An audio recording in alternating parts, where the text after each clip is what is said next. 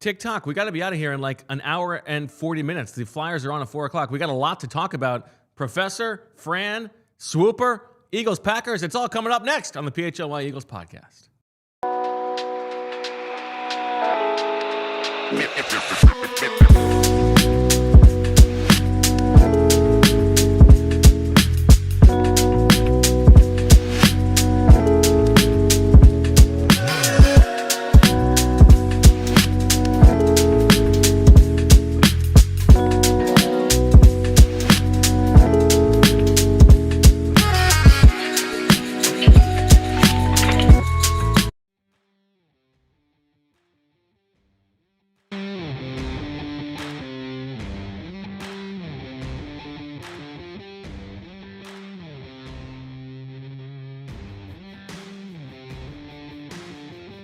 Welcome to the PHLY Eagles podcast live from the Xfinity studio and presented by Bet365 and Ashley. Julia's on a heater. And I'm your host, Bo Wulf, joined by Fran Duffy and the Professor Deniz, the dynamic duo that brought you last Friday's episode, which explained how coconut gets into chocolate. How you guys doing? I thought it was a good explanation. I thought you did a great job. Thank you. Yeah, I wanted to know, like, what is chocolate's favorite position? Evren is at the age now where I'm looking for parenting tips on how to talk about some of this stuff. So, I was taking notes. Just be honest. Fran's Just tell the truth. We don't need, like, the metaphors aren't going to suffice. Just, say what the deal is. Well, yeah, I mean, I thought that's what Fran did. Yeah. Okay. You'll notice that we promised a four-hander, and we've got a three-hander. EJ quit. It was a matter of time. It was a matter of time. He found out that everybody here likes Thanksgiving, and the turkey's got EJ. Even I like Thanksgiving, EJ. Which is a surprise. I will say, like, bravo to EJ for pointing out correctly your hatred of animals and pets. It's not hatred, it's ambivalence. And then only topping it, literally the only thing he could have done to usurp that as the biggest takeaway from yesterday's episode was his hatred for no reason whatsoever of Thanksgiving. Literally nobody. It's like the meme, like no one, literally no one. And then EJ saying, like, by the way, I hate Thanksgiving. Yeah. Like, And by the way, I'm a food expert because I think stale food's better. That wasn't a good moment for the dry cereal team, like like this is one of our best players. He's just like, I like stale food. Not good. So when I'm watching the show from home, usually it's like I'm working, I'm doing guys, and then I've got it on like on my like third Getting screen. it done inside the studio. So I've got it on like the third screen. So sometimes the video's up, sometimes it's not. Sometimes I'm in the chat, sometimes I'm not. When you pet him under the chin, I was so glad I happened to be looking at the monitor when and I literally almost fell out of my chair. By the way, a big day here. And listen, we're going to get really into the weeds of Eagles, Packers, all that good stuff. We've got Swooper to come. I believe we will have an appearance by EJ or some proxy, whatever it will be.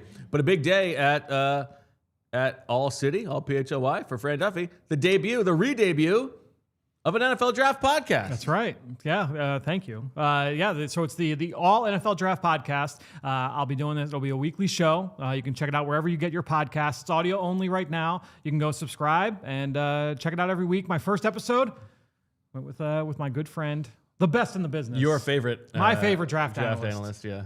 Dane Brugler from The Athletic. So Dane and I go through the entire 2026 draft class, and big plans for the show in the horizon. So I'm looking forward to doing that every single week. And kudos to you. I was impressed that you were able to go 21 minutes or so without mentioning Jackson Haas.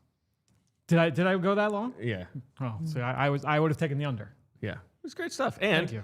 By the way, become a diehard. You get the diehard draft guide. We've talked about it ad nauseum, but that's the only place in the market where you're going to get like a living, breathing grades on all these draft prospects, and subscribe to Fran's newsletter. Hit me from that every one's angle. free. Yes, the podcast. Next one's going to cost you. Right, the podcast and the newsletter are all free, so you can go subscribe, and obviously subscribe to Handsome Rich as well. You got anything to hawk? I do. No, I don't. I don't have anything to hawk Apply to Penn right now. Yeah, I mean, we have enough people. All right, let's get into this. The Green Bay Packers, a team with whom Eagles fans are quite familiar. Oh. Took it to them in the playoffs, beat them in Brazil. We had a proxy war over the tush push in the offseason. I think Fran and I agree Jordan Love is the best quarterback in the NFL. How do you feel about this matchup, EJ agrees Professor? with you guys. Yeah. I thought it was going to be 3-on-1 today. You guys lost EJ 2-on-1. I think I can handle this, but we'll see how it goes. Jordan You know what? Love, Actually, before we get into this, we got to do the big takeaway. So forget about all this. The big takeaway presented by Xfinity, and I have something to talk about here. Okay. I had the pleasure of being in the locker room yesterday, and I heard one of the most eye-opening quotes I've ever heard. There's a big scrum around the new guy, Jaelan Phillips, and you can put it up here, Julia. Jaelan Phillips says, in regard to the trade to the Philadelphia Eagles, this is literally the greatest thing that's happened to me in my whole life, probably. So, I mean, I am blown away, obviously. This is a 26-year-old man who has made it to the NFL. You know, he got drafted in the first round after having medically retired. You know, that's up there. Being born, you would think, pretty good. Presumably not on most Does that people's count? lists. Yeah, to but be does fair, that I mean, count? like, Okay, yeah. sure. That's true. I'm Usually sure people other stick to cool things they have happened to him. remember. Presumably, Yeah. no longer a virgin. All of these cool things that have happened in his life. I did then follow up. Good thing he was never teammates with Carson Wentz. I did then follow up to him exclusively, and PHLY can report that he is engaged and has a child on the way to be born in March. So that takes care That's of that. good evidence. That Yeah, takes good care of one of those evidence. things. Now, to be fair, listen, you want to say like, well, that's that. The baby hasn't been born yet. I haven't been married yet. Maybe those things, but and he said, okay, maybe I was thinking a little bit more about just my professional life, but that's not what he said. He said his whole life. So to me, there are a couple explanations here. One, he's lying. It's just he's pandering. Okay, that's fine. That's one option. Two, he's telling the truth, and it's an interesting follow up to examine the rest of his life. But I'm glad he's telling the truth. Three, he's got like the memory of a goldfish thing, and that would be a red flag to me because that's what you want from a corner. You want a corner to have a short memory, but you need your edge rusher to be able to study tendencies and remember what moves they've got. So I don't know. I'm a little bit worried about Jaelan Phillips. But What do that's you more guys of a think? short-term thing, right? Like, so it might be good that he's not like filling his brain with things that happened a really long time ago. If he remember the film study from this week, that's all you need. So if he's like, the film study this week is like the best thing in my life, like that could be a good thing. Or maybe he's just like, just always happy. Maybe he has the perspective that every day is the best day of my life, right? Every new day is even better than the day before. This might be as good a time as any for me to ask Fran something I wanted to ask him during the show today about Jaelan Phillips. Okay. Fran had Jaelan Phillips way lower on his big board coming out, and we know Fran is a top two draft analyst in the world, if not top one. Depends on who you ask. As far as I'm concerned, top one. Yeah, me too. But there have been people who have been on the show yeah. before who have said it's staying, but that's fine. Way below consensus and way below where he was drafted. And I'm curious, now that he's on the Eagles, how you would describe how he's looked to you in the NFL relative to those expectations and concerns you obviously had for him at the time. And I'm also curious, what is it that made him so low on the board for you? Yeah, at the time, it's- for those who don't remember. Sure. It's one of those things where that's why like I don't get too wrapped up in like rankings and board and things like that, because to me, he is exactly the player I thought he was capable of being. The only reason he was as low on the board as he was due to film reasons. I think that in terms of like the physical ability, the tools, what he showed in his final year at Miami and college, I think that all of that he's turned into exactly the kind of player I anticipated he could become. It was more a guy that had to briefly medically retire due to multiple concussions, the history of medical issues. There were some, like maturity questions as well. So like, I think just wrapping all of that up, I was like, yeah, like there are questions on this player. And so he dropped into like a developmental, like questionable tier for me, which is fine. But it was a risk that Miami took, and he obviously paid off on that. Those kinds of flags are things that I feel like, starting in the third round, maybe you roll the dice, but it would have at the time I would have thought it was nuts to use a first round pick on him given that history. Yeah, it's to me it was definitely a big risk for Miami, and Chris Greer had shown in the past. We've had that discussion. We've had that discussion when anytime a GM gets fired, a small piece of me dies because of all the work I put into GM tendencies. No, don't do that, please. But yeah, he has been a risk taker in the past. And look, Jaelan Phillips is a guy that certainly paid off on that risk. Here's my other Jaelan Phillips nugget. We know, I've talked about, he's robbed of the bye week. Right. And BG had said on Unblocked this week, which you can check out, that he said the same thing to Jaelan Phillips, and Jaelan Phillips told him, "Oh man, I had this. We're gonna go to Cabo." So I asked him, about the trip, and especially considering he's got a pregnant fiance. I was like, "Oh, so is she gonna just go to Cabo?" He's like, "Oh no, what, are you kidding me? You think she gets a free vacation? I gotta work." So. I mean, it's not that strange that she's not going, but like that might not be the best way to describe I agree, it. But I thought the reaction, the incredulity was kind of funny. Where would Cabo have ranked on the events in his life, do you think? I mean, number one, since he doesn't remember beyond like what just happened the day before. All right, that'll do it for the big takeaway presented by Xfinity. And by the way, I will tell you, just keeping your ear to the grindstone, listen to things around the locker room. I can tell you that in that practice, Jaelan Phillips was taking some reps inside. So it's a thing that's going to be a part of things. Good time to talk about where he's lined up this year, right? I mean, you guys talked about it a little earlier in the week, but under Vic. Yeah, who's going to go to the right side? 96% on the left. One snap out of that entire year, 351 snaps that year under Vic. He had one snap on the right, and then 14 snaps elsewhere, which is typically in the middle.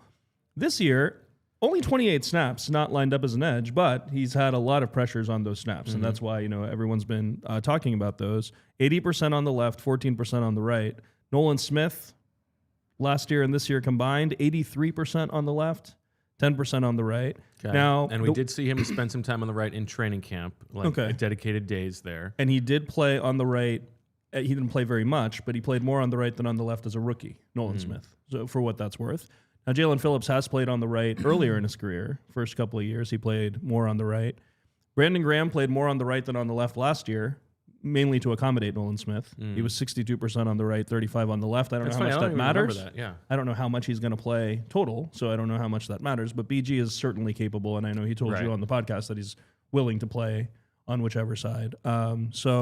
Yeah, it'll be interesting. All those snaps in the middle are like third and pass situations. By the way, like he's not lining up there on early down. When you think about let's call it 2 weeks from now, when Nolan Smith is more fully healthy and Jaelan Phillips is fully integrated, how do you think the playing time stack rank goes of those four guys on the edge? Because you would think you want to match 1 and 4 in terms of sides, right? Like let's say Jaelan Phillips is getting the most snaps and Brandon Graham's getting the second. And Jalen has shown a lot of versatility left, right? Side, right? Yeah. Because I feel like it would be weird if it was, say, Nolan and Jalix on the right and Jaelan Phillips and Brandon Graham on the left. And I'm sure, and obviously there's more shuffling than that, but if you're just thinking about the pairings.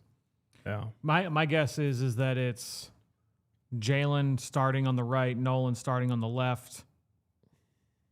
Probably Jalix back up on the right, BG's back up on the left. Right. And you got to kind of rank it that way in terms of snap volume as well. And Jaelan Phillips gets some third down inside rushes. Yeah. I honestly don't think there'll be too much of that because I think that'll pop up, but I think that goes hand in hand with like bumping Ojimo or Jalen Carter outside as opposed to the bench. Like I don't think you want to take those guys off the field. That's why I'll be fascinated to see what that rotation does look like inside. Yeah. What about how would you feel about like let's say 3rd and 5 and you go with kind of that 5-2, but Jaelan Phillips is one of the defensive tackles. Well, so it's like yeah, it's Carter, Ojimo, Phillips, and then Hunt and Nolan Smith on the like outside. a Rush Penny package, sort of. Like, yeah. So Vic's never done that. Not here. Yeah. Not a single snap. That's the thing. That was a big so like many the things, side thing. We've talked about this before, but there are so many things you can sort of dream about with the variety of people they have on defense. Yeah. It's just not really what Vic wants to do. Yeah. I feel. I mean, also like in his time here, Vic has had a total of 7 snaps of having 3 edges on the field and 1 defensive tackle in just a regular nickel rush package. And all 7 of those snaps came in the first 6 games last year. So he hasn't done it a single time, not for a single snap since week 6 last year. So it's not something he does. At the same time, he's suddenly like 8th in man coverage in the NFL. Yeah. Like he's willing to change. Like, so we could see something I don't see different. any reason why on given this personnel, definite like 3rd and 10 plus, why you would need wouldn't to have Ojimo instead of Jaelan Phillips, or I think it would be you're taking Hunt off the field for Jaelan Phillips and you're keeping Ojimo and Carter on. But why? Why does it have to? I think that some of it will be matchup based. We'll talk about like what this looks like against Green Bay's offensive line this week, and what are some of the buttons you can push there. But I think it does come down to like, all right, like how do you like your matchups this week? Do you want to throw more fastballs at the opposing offensive line? Do you want to try and win with more power against the opposing offensive line? I think having the versatility of those guys, because it's not just that. I mean, like BG, obviously we know, like lines up inside, outside. Like a lot of these guys have that versatile skill set. It'll be interesting. Vic has such a strong belief in structure. You guys had the wannabe GM segment earlier this week, Please and check he was that out. talking about it as well. Like, he wants the 2 safeties to start, high. He doesn't like starting with one in the box. He doesn't want to put the corners over to one side, and he really wants that defensive line to look like a normal defensive line, like when the snap starts. Like, I mean, he'll have like an overloaded front sometimes and things like that. 1 snap every 3 weeks where Jalen Carter will line up as the defensive end. But like, I mean, for the most part, he kind of wants to keep that, he's not like Jim Schwartz where it's like, it's 3rd down. It's a totally new ball game right now. So for whatever reason, I mean, that's just his philosophy. All right, time to take a quick break. On the other side, we will talk about this matchup. Packers offense against this very same Eagles defense. Hey, Eagles fans, you know who's playing championship level car deals every single day? That's, of course, Elkins Chevrolet, located on Route 73 South in Marlton, New Jersey. It's run by 3 brothers, Jason, Adam, and Josh, and these guys are in the store every day working to make sure they have a huge lineup of Chevys at the best price and providing, that's right, honkin' good service. No fumbles, no drama, just real brothers running a local business and backing every deal like it's the championship game. So if you are in the market for a new Chevy, make your next move to Elkins Chevrolet. Real brothers, real deals, and a whole lot of honkin' good service. Shop now at elkinschevrolet.com. Together, let's drive. We'll now hear from our friends over at Game Time, because look, we know we're in the thick of football season. There have been a couple times where I've thought about, I want to take Francis over and maybe go check out Temple on a Saturday. Obviously, we're just getting going here with the Flyers and with Sixers season as well. So again, if we want to try and get Francis out, get the whole family out to one of these games, and I just dread the idea of I gotta get on my phone, I gotta log into these websites on my browser, and then you go in and it's like, what's my login for this thing? Then you get to go to check. You finally pick out your seat. You go to check out, and there's like an extra $40 added on the tacked onto the end of the price that you clicked on initially when you clicked on the ticket. Guess what? When you have Game Time, it is the secret to being able to unlock and get past all of that stuff, because Game Time is the cheat code for fans. It gives the advantage back to fans. It's the hack for unlocking amazing tickets and experiences in just a few taps. The fees are always included, so you see what you pay, and you know all of the different things, all the bells and whistles that we love about having the Game Time app. You've got the seat views, you've got the lowest price guarantee, you've got the zone deals where you can save even more money by just picking a section that you want to sit in as opposed to to a specific seat. Take the guesswork out of buying tickets with Game Time. Download the Game Time app, create an account, and use code PHLY for $20 off your first purchase. Terms apply. Again, create an account, redeem code PHLY for $20 off. Tap, ticket, go. Download the Game Time app today.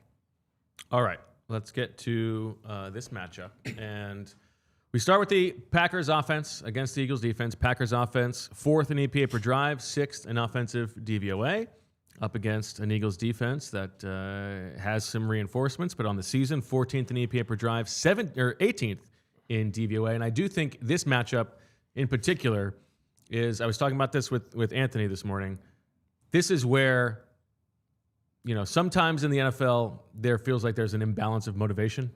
And not that the Eagles lack motivation here, but boy, those 2 matchups last year, especially the playoffs, the Packers were beat up physically. And we saw this like with the Eagles in the Giants game this year, like that they got beat up on Thursday night, come out and, blow the doors off the Giants. It's a bit of a mismatch talent-wise, but I feel like Matt LaFleur has been showing these guys clips all week, questioning their manhood. Like, these guys beat you up last year. How are they going to respond?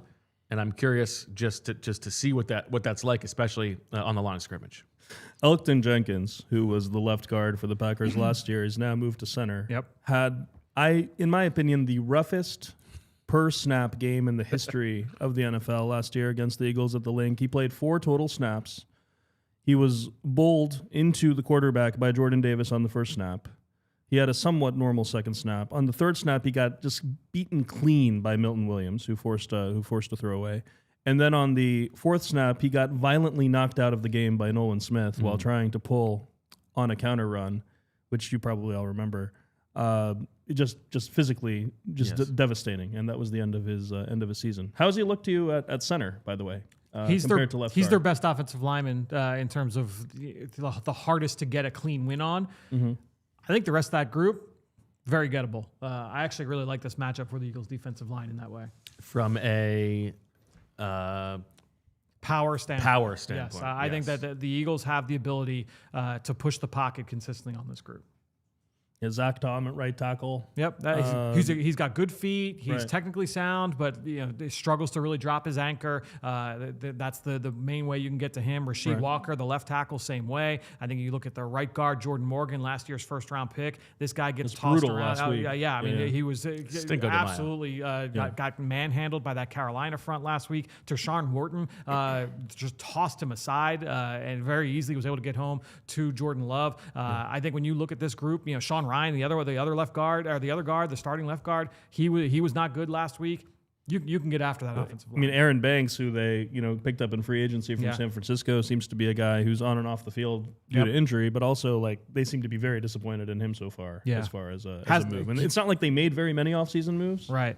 He was kind of the big free agent signing they had right before they picked up Micah Parsons via trade, obviously. Yeah. And he's been disappointing too. Yeah, he's a guy that's known for his play strength and how stout he is. I think that he got hurt early, and I think that's kind of affected his play, and he's been in and out of the lineup since that point. Now, the key is, we're talking a lot of details here, but they did pick up Darian Kennard, which guarantees they win the Super Bowl this year. But that's just a detail.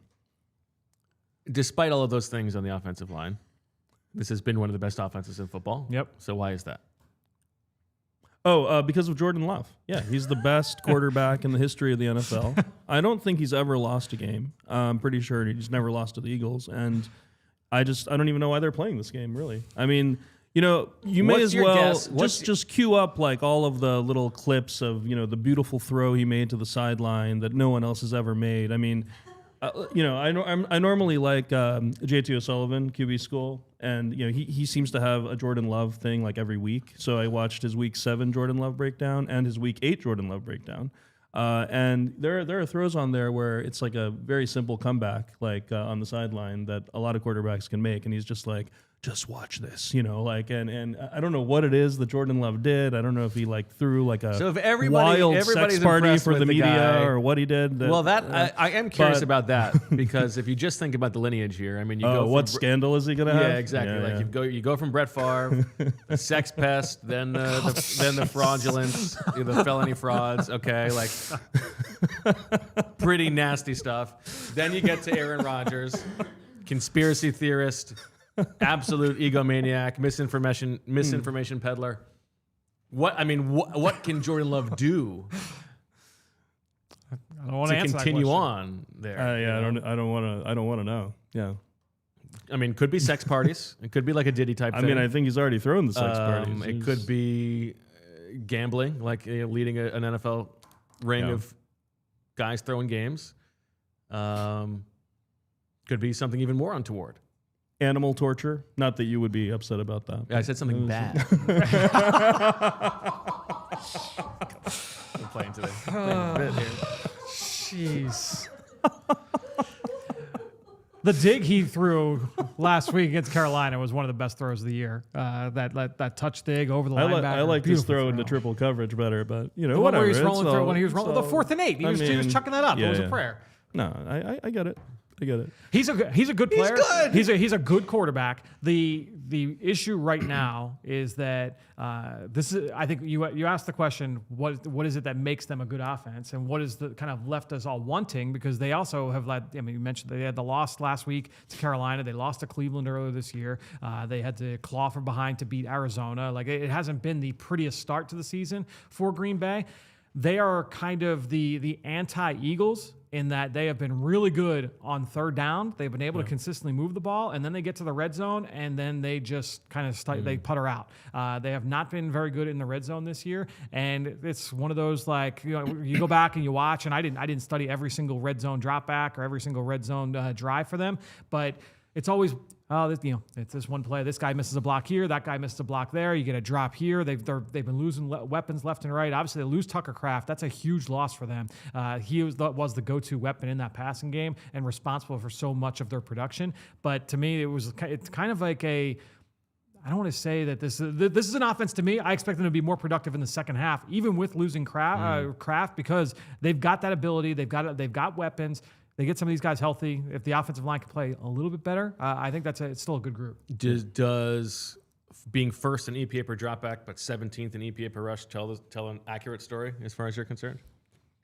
Yeah, I think so. I mean, when you look at Josh Jacobs, he is not an explosive ball carrier. It's just, honestly, like you look at Emmanuel Wilson, Chris Brooks, like all those guys, they are more. We're built for playing through contact. We're going to hit singles and doubles and keep us rolling. It's more like success rate over, and I don't know what the success rate numbers are. I don't have the fancy numbers that Deniz does. I send them to you. You could just look at them. I got to look it up. I got to pull it. I don't have it on the fly. I got it pulled up right here. They're 4th in dropback success and 14th in rushing success. 14th in rushing. Okay, yeah. So Mm-hmm. it's. I think when you look at that group, it's they're not based solely on explosives. It's much more like, all right, let's keep us on schedule from that standpoint. Yeah, they did not have a good game against the Eagles last year at the Link. Like, I mean, if you look back at that game, Fangio went with his most vanilla game plan of the season. More than the Super Bowl. There were 41 dropbacks. There was one blitz. Now, I know in the Super Bowl there were 0 blitzes. There actually was a blitz in the Super Bowl. There was just a penalty on the play, so it didn't count, but whatever. There was one blitz. 0 exchange. You must have been carrying that. I mean, I try not to mention that because it's so cool that there were no blitzes. But there were a handful of exchange pressures in the Super Bowl. Yep. There were 0 exchange pressures in this game against Green Bay last year. There was one blitz. It was Cooper DeJean on a blitz, and he actually got burned on that because CJ didn't cover the guy in that area, and then he just never blitzed again. A lot of quarters, and in particular, Green Bay had 11 snaps of empty. And Fangio answered that with quarters on 8 of the 11 snaps, and Green Bay was only 3 of 11 in terms of success rate on those snaps. They're not doing empty at that high a rate this season, but they are still, that is still a thing that they do. You talked about like how they'll motion into 4x1. Yes. Some of the things that have given the Eagles trouble this year. But in that game, I mean, Love threw 3 interceptions. I was there. I saw them all. I swear. He threw the ball. It was and the Eagles caught the ball. tied for the most interceptions he's ever thrown in a game.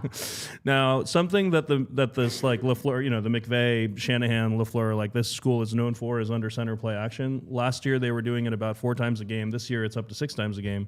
Interestingly, in the playoff game last year, they did it just once on 41 dropbacks where they had under center play action.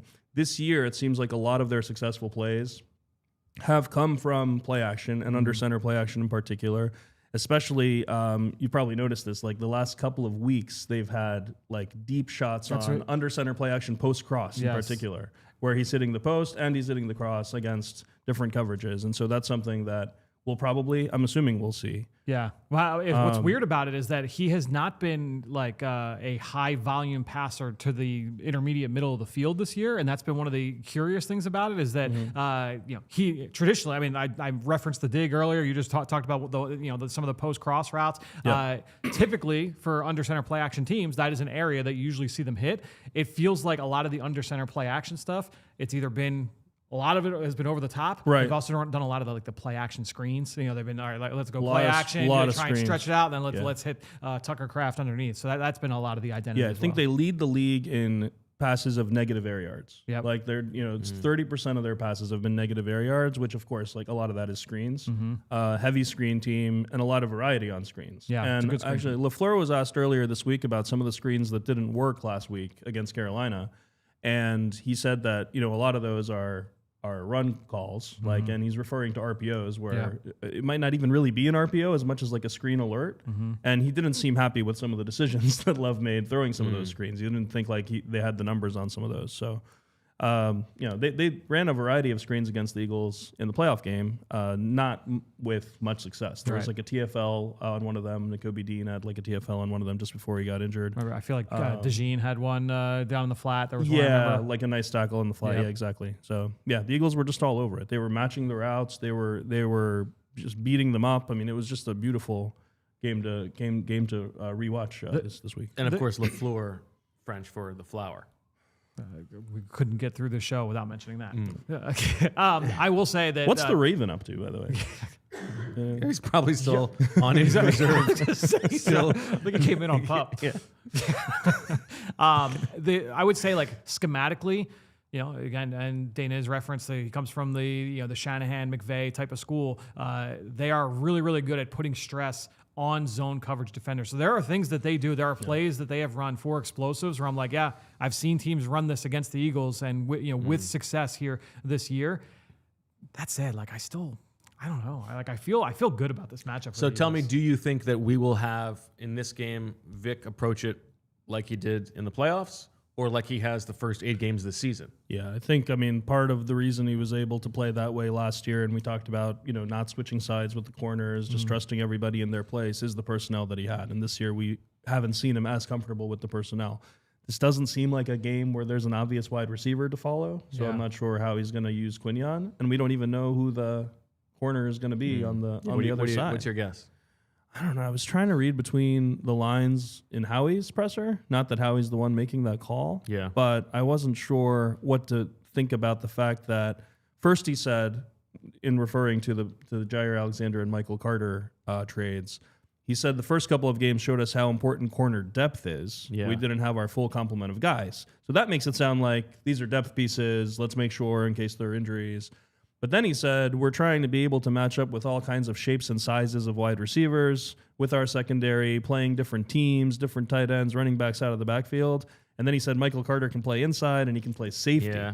Now, all of this is like, there's just like a lot of stuff, a lot of words there. I don't know if like he's saying that he expects Vic to like use guys in different spots on different weeks, depending on the opponent. If he's saying that they brought Michael Carter in to be the backup safety because Marcus Epps is injured. I have no idea what that means. Well, I think probably. Eventually.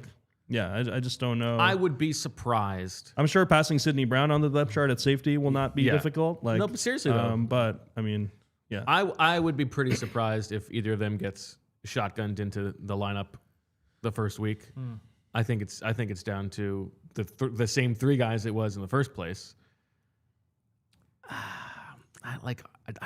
I don't know that Vic likes Ja'Cory Bennett that much, even though it feels like he would be the one. Yeah. I don't know. Is it good to just be a Dory? I can't tell if he doesn't. Let the record show. I did not say that. I love, by the way, Fran has erased Ja'Cory Bennett from his mind so much that the other week, I forgot to mention this last week when we were on. We did a supporters club video out there, which you guys can watch later. We played a game of Tush, and even just in the middle of the game, Fran just smack talking Ja'Cory Bennett. It's unbelievable. Become a supporter so you can see that video and see that did not happen. Ja'Cory Bennett has been on IR for like 5 weeks. His practice window just got opened. And when we were talking about how to handle the roster crunch Fran was like, maybe they can put Jacorian Bennett on IR. Like, I don't think he's even like noticed that he's on IR. Like, he just like doesn't exist for Fran. Like, he's No, like, he does exist. He's coming back from IR. You can't just put him on. Fran to back the bus over him. Well, I think that Howie talked about not having the corner depth. He is the corner depth. He is the fourth corner. He's the fourth or fifth corner. I mean, I think or sixth I think it's a shot across Mac McWilliams' bow. Right. I think a little bit too much has been made of how Keely Ringo had a decent game last week. Like, I don't think. I mean, he didn't get mossed by little Jordan Humphrey. I want to see like either Jacorian Bennett or Jair Alexander play and look good. I don't know if that's possible at this point. It would be fun, but I'm kind of done with Keely Ringo. Storyline wise, what would be better than? I'd rather see Adoree Jackson than Keely Ringo, but like, I really hope that neither one of them is the solution, and I really don't want to see Cooper DeJean moved out of the nickel. But if it comes down to like, if Michael Carter can be like an above average nickel and Cooper DeJean can be an awesome outside corner, that's probably your best look. But it's just a shame because like the defense has so many more buttons it can push and so many more ways in which it's threatening when Cooper DeJean is on the inside. I would be shocked if DeJean got plucked from the inside full time. I would be shocked if But that I was the do solution. think that this is a game where if you were going to mess around with that, it would make sense because there's not a definite guy who scares you on the inside, right? It's more the Packers' passing advantage is that they just have a bunch of guys who are like good number 2 receivers, right? Yeah, but they're a team that will play 12 and throw out a 12. Will they still? Will they 12, still? I think you're so. happy to have him on the field. That's fine. but in nickel, I feel like you could live with him on the outside in this kind of game. Yeah, fourth most 12 personnel in the league coming into this game. I mean, 44% of their snaps have come from some sort of heavy personnel, and Vic has been matching that heavy personnel with base more, which would take away the question of like what to do with the corners. Like you just have Cooper DeJean and Quinyon Mitchell play sides, and you're good. Yeah. But will they play that way now that Tucker Kraft is out? They had. I know snaps. Musgrave has like the athletic traits, Yeah. but they don't really have the second guy to play. Well, Fitzpatrick, I was just going to say, they had snaps, I mean, just early on, I want to say like opening drive last week where Kraft was on the sideline and you had Musgrave and Fitzpatrick, the other tight end out there. Like Fitzpatrick sort of as a fullback. He's more like, he's tall and lean, like wide, pure like wide tight end, like inline presence only. Yeah. All right, we got to take a quick break to hear from some sponsors. We've got a little bit more on this side of the ball before we then flip to the Eagles offense against the Packers defense, all here on the PHLY Eagles podcast.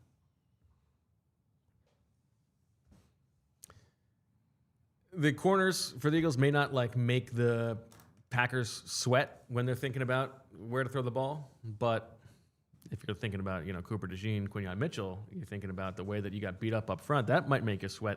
And I'm not just talking about in the pits. I'm talking about everywhere.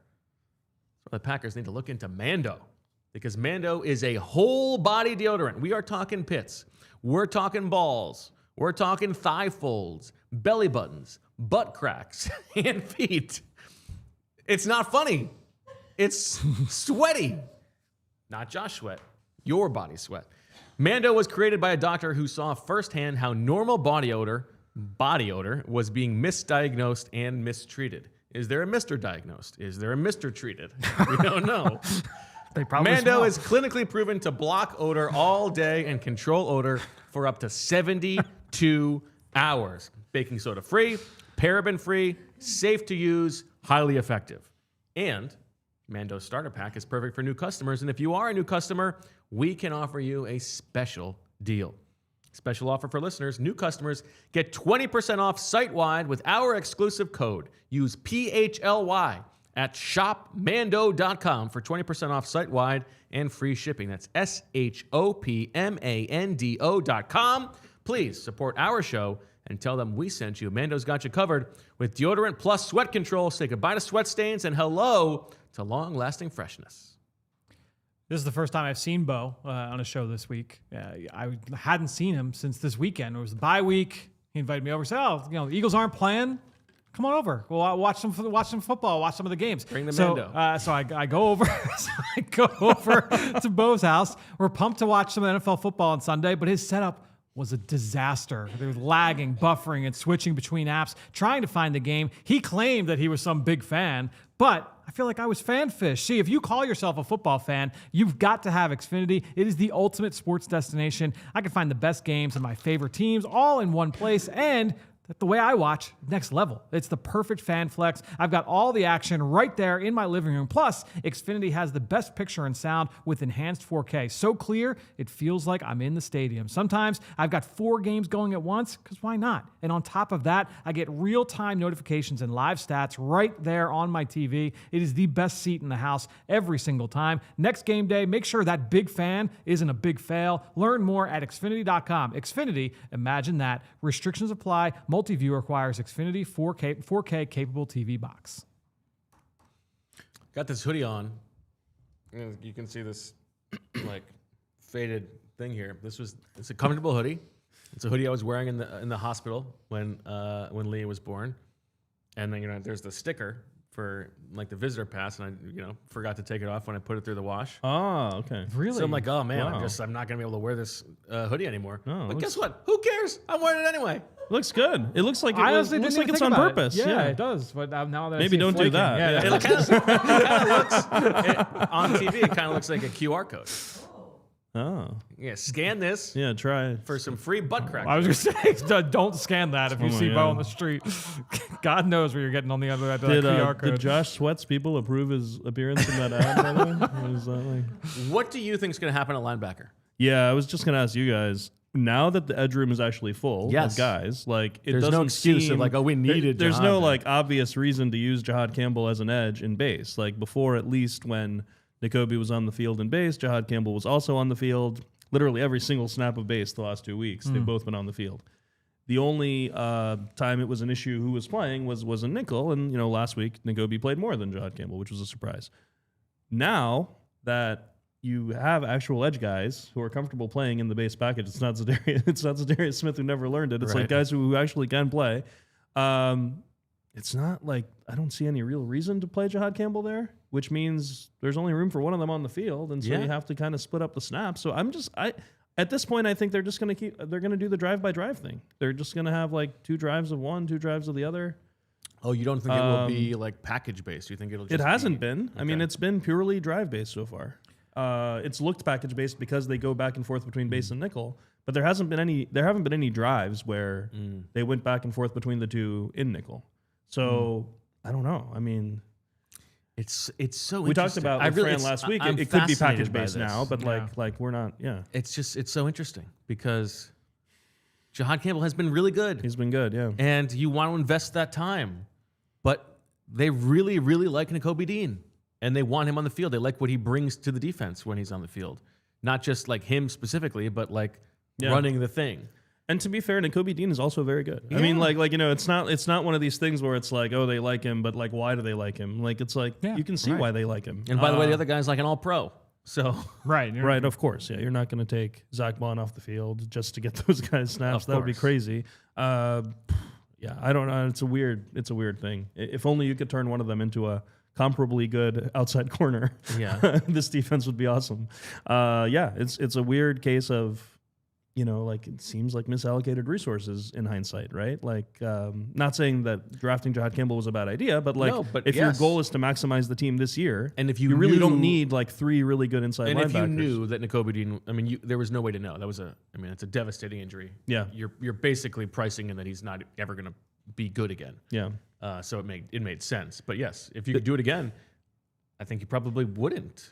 This is another don't one. know. This is another one of those things where it's like the Fangio structure is limiting. It's fine. I mean, he Yeah. should be himself, but like you look across the ball, like the Packers, like they play 4-3 base, right? Like you look at Spags, like he plays 4-3 base. Like there are teams that play when they go to base instead of bringing on a defensive tackle, they bring on a third linebacker. Yeah. But that's not something Fangio is like gonna do now. You know what I mean? Like he might have done it like 40 years ago or something, but like it's not something that he's gonna suddenly switch to. So yeah, I don't know. I mean, it's just one of those things. Like, and you hope against injury, but obviously this is one place where the Eagles could afford an injury because they do have the extra guy right now. So Yeah.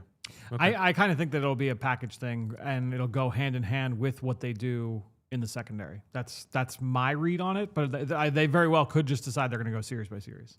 All right. Anything else on this side of the matchup?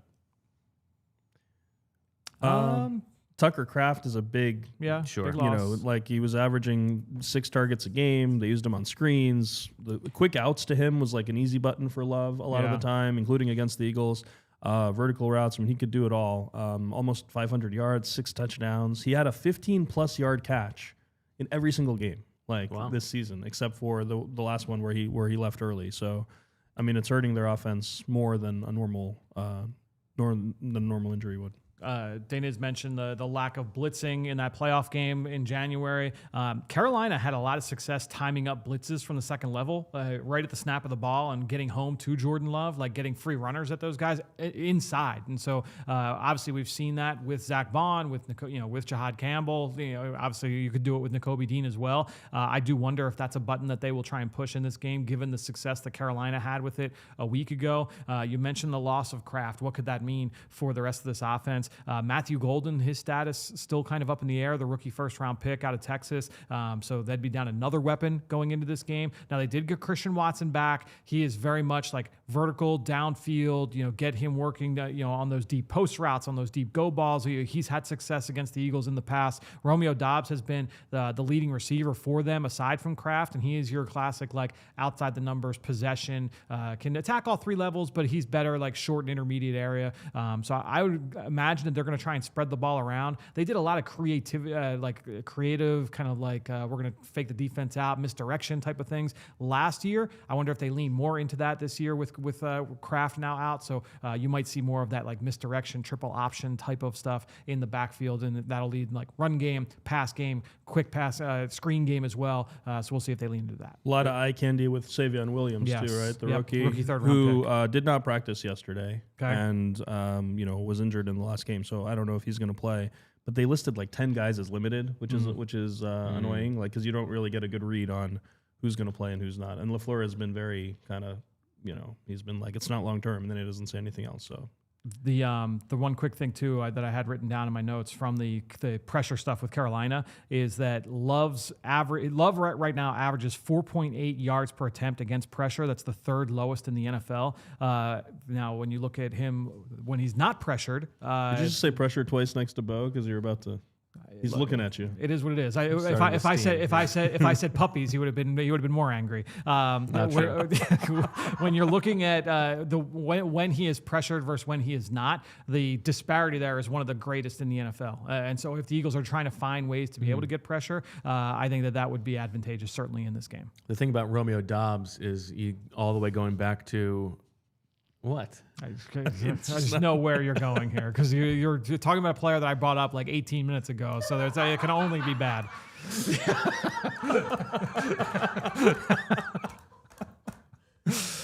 It's been brewing for 18.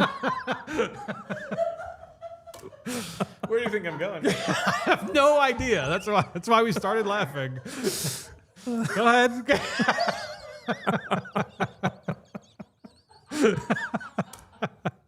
Right between the eyes.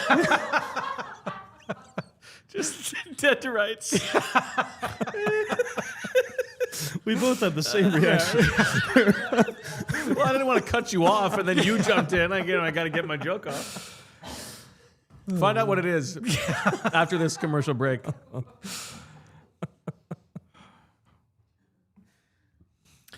Whether your team wins or not, there's always another way to win on the BetParx online casino app. Check out brand new casino games like Huff and More Puff and Fireblaze Sky Queen, a BetParx exclusive. It's the only app I ever use to play all my favorite casino games in the palm of my hand. You can play blackjack, roulette, craps, poker, baccarat, and hot online slots like Cash Eruption, 88 Fortunes, and Cleopatra online slots. New users now get up to $1,000 casino bonus back if you're down in the first 24 hours. Go to betparx.com and download the app right now and enjoy all the action and excitement from the casino at your fingertips. You must be 21 and in Pennsylvania, New Jersey, Maryland, or Michigan for BetParx. You love to play, you play to win, you bet. BetParx. Gambling problem, call 1-800-GAMBLER.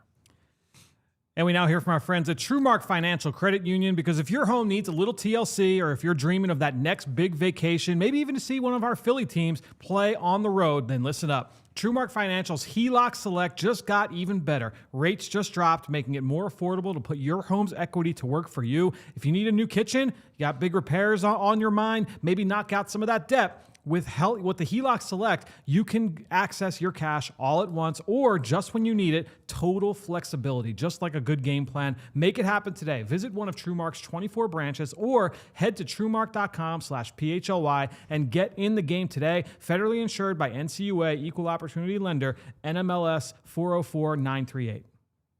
All right, before we flip sides of the ball, I do have to remind you guys it's a tough thing for the Eagles defense because the thing about Romeo Doubs is going back to, when John Brown beat the Eagles on that big fourth down play with Kevin Cobb like a decade ago, the Eagles have really struggled historically with players who look like Marvin the Martian when they're on the field. Wow. First off, Brewing for 18 minutes. yeah, Now. first off, that was Carson Palmer, not Kevin Cobb. Relevant. Did not pay off whatsoever. All right. Packers defense, 17th in EPA per drive, but 8th in DVOA. So they played a tough schedule of opposing offenses. That DVOA is weird to me. Okay. They've played a somewhat tough schedule. Preach. I don't understand why the DVOA is so different than the EPA per drive for them. I usually do understand DVOA. This one I just don't get. Like, just a thing. Aaron Schatz, you're being called out. I mean, I call Aaron Schatz out a lot, but like in this case, Wow. because anytime he says anything other than just posting the DVOA, it's outrageous. But in this case, the DVOA is weird too. Okay, good. What's Didn't mean your to interrupt. best what's your best feeling on it though? Like how could there be that disparity? I think there's just a cluster of teams, and they're Got it. probably very Okay. close to being Got it. 14th or something. Got it. Is my guess. Yeah. Okay. As opposed to an Eagles offense that is 9th in EPA per drive and 7th in DVOA. How do you see your boy Jeff Hafley evolving this defense in year 2?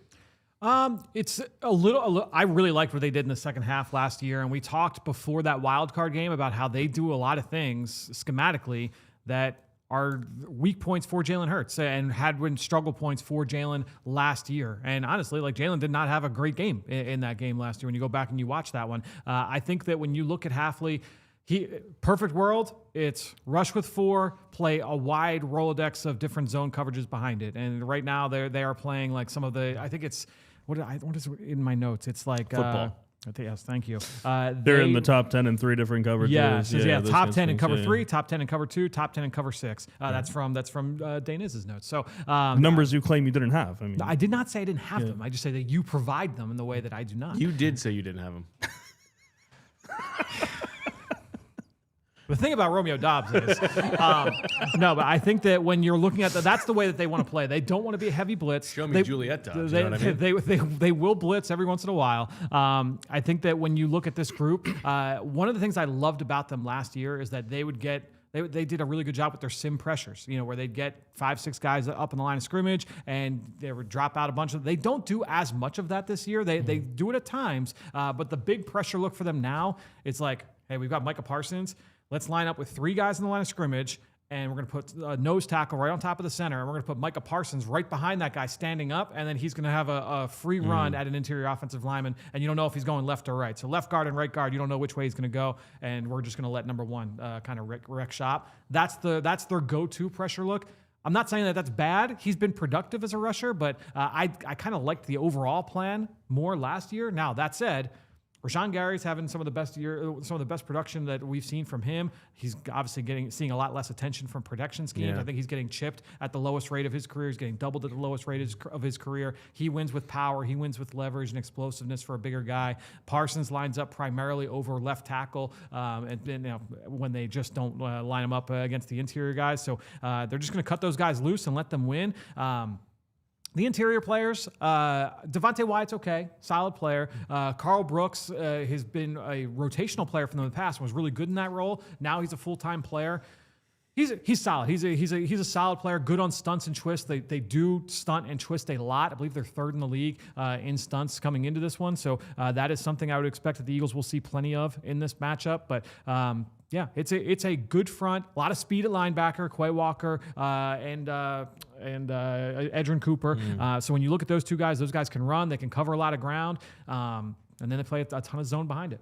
So we're expecting this will be Brett Toth starting at center. What with Cam Jurgens down, you think like they're going to try to attack him, or they just because Lane? I mean, Micah has gotten him a few times. Yeah, but Lane has historically done pretty well there. Correct. You would think the second person they're going to attack is Tyler Steen. So how do you think they'll go about getting Micah Parsons on different matchups? My guess is that that pressure look that I described, you're going to get that, and they're going to run just like different stunts and twists over those guys. And honestly, probably involve Landon too, because one of Landon's, even when Landon is healthy, he is not like the fleetest of foot. He doesn't have great range and pass protection. And so if you're going to try and run different stunts and twists, you can overextend him. You can get him stressed from an athleticism standpoint. And so to me, like that would be my game plan if I were going into this as someone that has Micah Parsons to kind of cut him loose, Edgerrin Cooper, like all those guys. I'd be running different stunts and twists with those backers and with Micah Parsons on the interior three.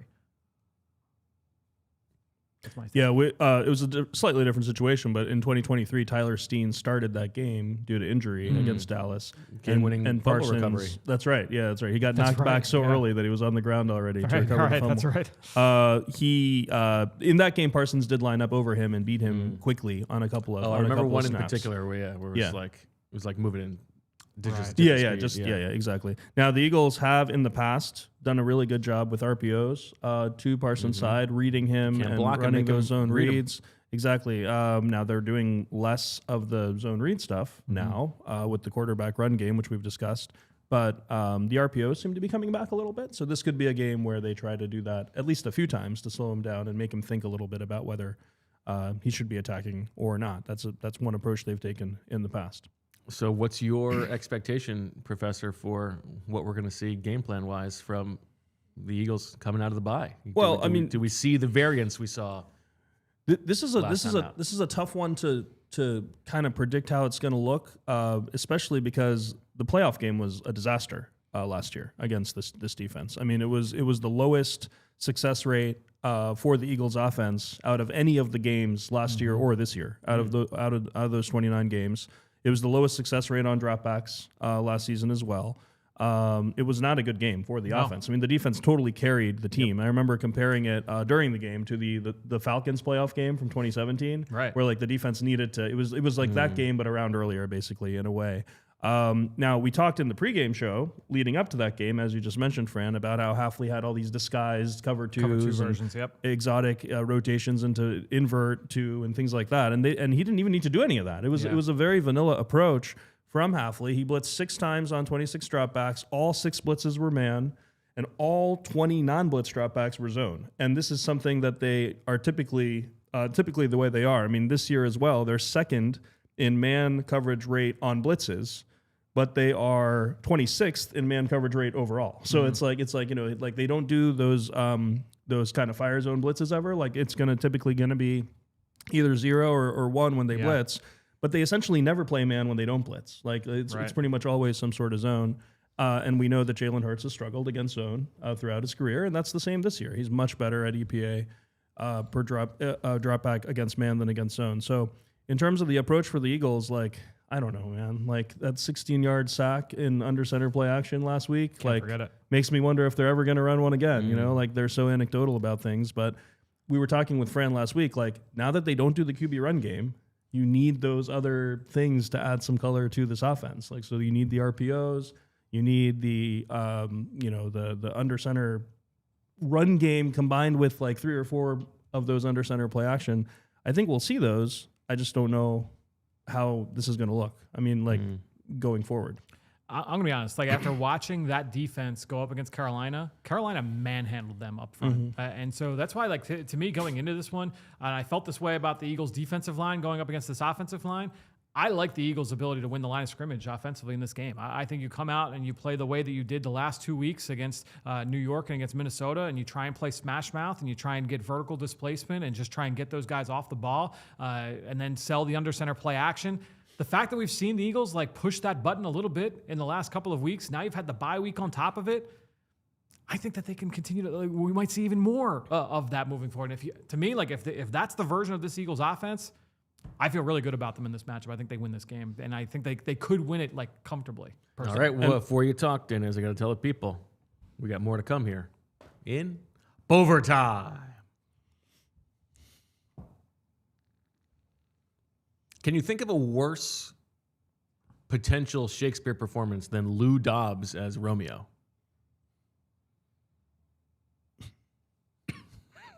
This is still Romeo Dobbs. Who plays stuff, Juliet in that scenario?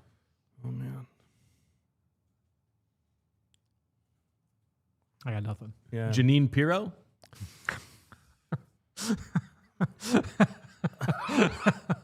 Julia, help. Cut his mic.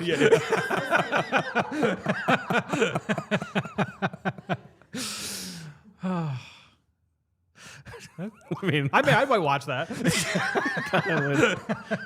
I think this could be a big moneymaker. All right. Maria Bartiromo? I don't know. That said, the secondary for Green Bay, too, I think is another area where, there were big questions about that group coming into the season. Keyshawn Nixon is their number one corner. He had a really strong finish to last year, and I actually don't blame them for saying, hey, we want to kind of build it around him this year. He has been a really he's undersized. He came in as a nickel corner only, and now he's proven that he could play outside. But to me, all right, I like that physical matchup for A.J. Brown. If those guys are going one-on-one, I feel okay about that. And then you have DeVonta working against Valentine. You have DeVonta working against Javon Bullard, who's their starting nickel. He's been banged up a little bit over the last few weeks, but I like some of the matchups. He's been playing less safety in base. Like they've Right. been leaving Evan Williams in, which they didn't do last year. Yes, Williams, they feel more comfortable leaving him in there. And then you have Xavier McKinney, who did have that. He had the interception in that Week 1 game down in Brazil against Jalen Hurts. He's got outstanding ball skills, the ability to make plays on the football, but I feel good about the Eagles. If they decide that they're going to play the way that they did the last 2 weeks, or last 2 games, I should say, I feel good about them in this matchup. You surprised the Packers are favored? Jordan Love. I mean, you can't bet against him. No, I'm not surprised by that. Keyshawn 2.5, Nixon. I believe last check. 2.5 points, I believe, last check. Keyshawn Nixon and Carrington Valentine both had very memorable plays in a bad way in the playoff game. Keyshawn Nixon fumbled the game's opening kickoff on the Orange Birds. And Carrington Valentine, I believe, is still being stiff-armed by Dallas Goedert as he runs into the end zone on that ball screen. Do you remember those plays? Are those plays that stick in your, or did you just remember them when you went back and watched the game this week? Those two, I remember. Yeah, I think if it was a regular season game, I might have to rewatch to remember. But because it was a playoff game, those are like two. I mean, the first play of the whole playoffs. It's impressive. Yeah. So yeah. Big picture things for the offense, not specific to this matchup. This offense has the worst rate. This is the Eagles' offense, has the worst. I don't know if we have some of these graphics. I believe we do. This is the worst 3-and-out rate of any offense since 2014 right now. So any offense in the NFL. Any offense in the NFL since 2014, 36% of the drives have been 3-and-out. And who was that offense? Do you remember? The 2014 Raiders, I think, was worse. Now, this chart that you can see if you are watching on YouTube 3-13 has drive percentage avoiding 3-and-outs on one axis, and on the other axis you've got drive percentage scoring touchdowns. This offense, despite being the worst at avoiding 3-and-outs in the league and the worst since 2014, is scoring touchdowns at the third highest rate of any team in the NFL. Look at that graph. That's crazy. This year is such an outlier. There are 160 teams on this graph from the last 5 seasons. So and what's the 2025 Eagles are just like insanely, like weirdly, either going 3-and-out or scoring touchdowns on like over 70% of the drive. So what are the reasons? First, we have, ladies and gentlemen, Brenna. We got a little. We have a hockey little shift line change. Yeah. During play, this is good. Now there are 2 questions, right? Like, why are the 3-and-outs happening, and then how are they scoring touchdowns despite the 3-and-outs? Let's talk about the 3-and-outs first, because that's the thing that we want to see change. there is a huge correlation between going 3 and out and starting field position on drives. Now, the Eagles have the absolute worst average starting field position in the NFL. They're starting inside their own 28, which is worst in the league. They've started inside their 20 or worse more times than any other team in the league. 26 times they've started in their 20 or worse. That's in 8 games. That's too many times. Why do you think of that? 12 of those 26 were 3 and outs. Now, I'm thinking that too. no. What is the correlation? Oh well, Yeah, I mean, I don't right. the correlation. Yeah. So I'm going to ask you guys about this, but Yeah. I have a guess as to Okay. like what. Me- So yep. you know, I talk about series conversion rate all the time. The rate of getting a first down when you have a first down. They're 54% series conversion rate, which is awful, just awful. When they're inside their own 20. There's 76% series conversion rate everywhere else. I looked at the rest of the league. There is no pattern of like people being worse when they're backed up. And in fact, average teams are a little bit better when they're backed up at converting than when they're further down the field. So this is just weird. Like then how bad they've been. Now, every time the Eagles have a bad game and they ask Kevin Patullo or they ask Nick Sirianni, like, what went wrong? They will bring up, well, we started backed up a lot. We were backed up, backed up. They keep on making that an excuse, which makes me think this is like one of those things where it's like a different chapter of the playbook. Yeah. There are only certain plays they call when they're backed up. Thank you, Brenna. You might want to maybe not tell, like, just don't pretend you're not backed up. I don't know, like, what it is, but like the plays that they're calling now, I think it's like in large part because of early down failed runs. Yeah. They're more likely to call run plays in those situations, and the run game has not been good. But I mean, it's just wild, like how bad they've been. They're minus 0.15 EPA per drive when starting inside their own 20, and plus 0.71 when starting outside their 20. Average NFL EPA per drive is actually better when you start backed up because you have like a longer way to go and a higher upside of EPA. So like it's just they're just terrible when they're So then backed what up. do you make of the correlation between 3 and outs and starting field position? Well, that's the thing. It's like the plays they're calling in those backed up Is that situations. just for the Eagles or that's league wide? No. That's just for the Eagles. Oh, okay. No. So in the It doesn't beginning, I exist thought you league said- I wide. see, It doesn't I see. exist. Okay. So it's the opposite league wide. Like most teams go 3 and out less when they're backed up. And so like the Eagles backed up plays, like whatever those are, which they've had to call a lot because they've started backed up 26 times, have been awful. And like that's something that has to change, and hopefully that they looked at in the bye week. Now the other thing is now that Tank Bigsby and AJ Dillon aren't returning kickoffs, like you hope maybe you're not going to start backed up quite as much because a lot of those were off of horrendous kickoff returns. So that's one piece. The other piece is how is it that they're scoring touchdowns every time they get a first down? And that's because of, Julia, there are 2 other graphics. One is a turnover one and one's a red zone one. The Eagles have been historically good at avoiding turnovers, just 3 turnovers on the whole season. They have the lowest turnover avoidance of any team in the last 5 years in the NFL. Obviously, we're only halfway through the season, so they're likely not to stay there. But as of now, they're on pace for this. And they've also lost the least EPA per game from turnover. So that's one of it. One of the reasons that they're able to convert all these drives to touchdowns is because the drives continue. There are no turnovers. And then the other one is they're number 1 by a mile in red zone and goal to go rate. Like, so 85% of the time this year that they've gotten into the red zone, they've scored a touchdown. That's on pace to be the best of any team in the last like 20 years or something like that. I don't know. The graph only has the last 5 years, but it's just outrageously like off the charts good. And they're also perfect in goal to go situations, as EJ will know from his Swooper item, which may keep scoring a point for him week after week here.